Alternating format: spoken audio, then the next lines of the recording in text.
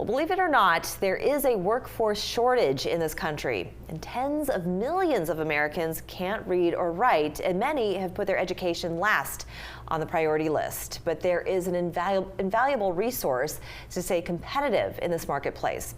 Let's welcome Jennifer Gibson, Executive Director for Trident Literacy Association. Great to have you with us. Thank you so much for having me. This is a fascinating subject to me, because just in reading that statistic, what is the exact amount of Americans who lack the skills to read and write? Well, it depends on the state, it depends on the nation. Right now in South Carolina, 500,000 people don't even have a high school credential. They don't have a GED or a high school credential. Wow. And according to my notes here, it's something like 43 million adults in the United States cannot read. Yes, on a national level, it's staggering. How does this happen?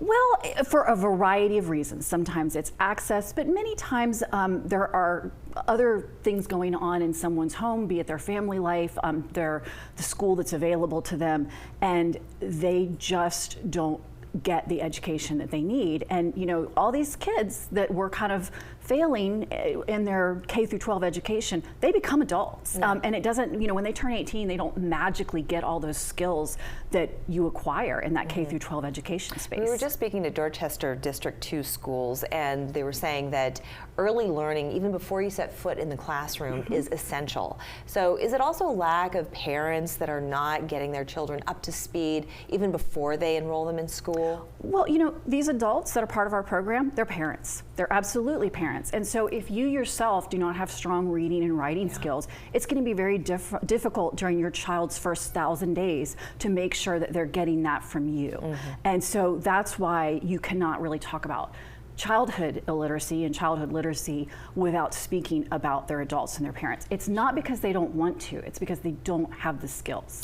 Right, and because you create this resource for adults to get their GED, to learn English if it's a second language and so forth, and we'll talk about some of the programs that you do offer, but there is a pride factor, and there's maybe a bit of fear that when you've reached a certain age, you don't necessarily want to go back or admit that this is a problem. You've come this far, you think, well, maybe I can just live out the rest of my life and not know these skills. People get very good at compensating, coping, and hiding. And the older you get, the more difficult it is to admit to other people that you need that resource.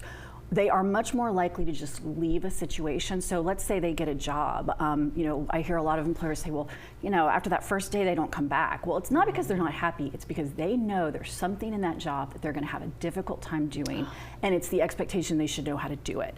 And so that right there, if we can identify some of those gaps, is going to help folks stay in the job that they were hired to do. And then we can also provide training to help people get a job. Share with our audience some of the programs that you do offer there. So our Bridge to Success is for those folks that when they come into our system, they're really not quite ready to take the GED or really get into that last push for it. And so we're going to identify, where we need to get them so that they're close. And so that's our Bridge to Success. Then we have our GED prep program, and we're part of the South Carolina Department of Adult Education. And so we're going to work with our students with individual tutors. They have their own education manager, and we do a wonderful job with case management, a holistic approach. And we're going to get them those skills, and we're going to get them ready to take the GED and pass it.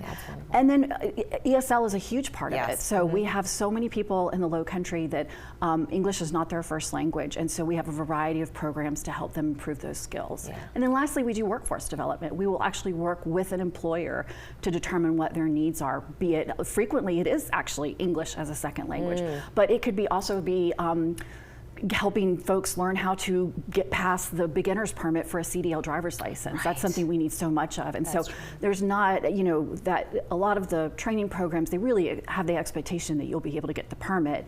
And so we're there to fill that gap. That's wonderful. For people who want more information, where should they go? Our website, tridentlit.org. And we would love to speak with employers, anyone that's interested in working with us, and of course donors, because we are a nonprofit. Yes, absolutely. Donors, please. All right, Jennifer, thank you so much. Thank you. It was a pleasure. We're back after this.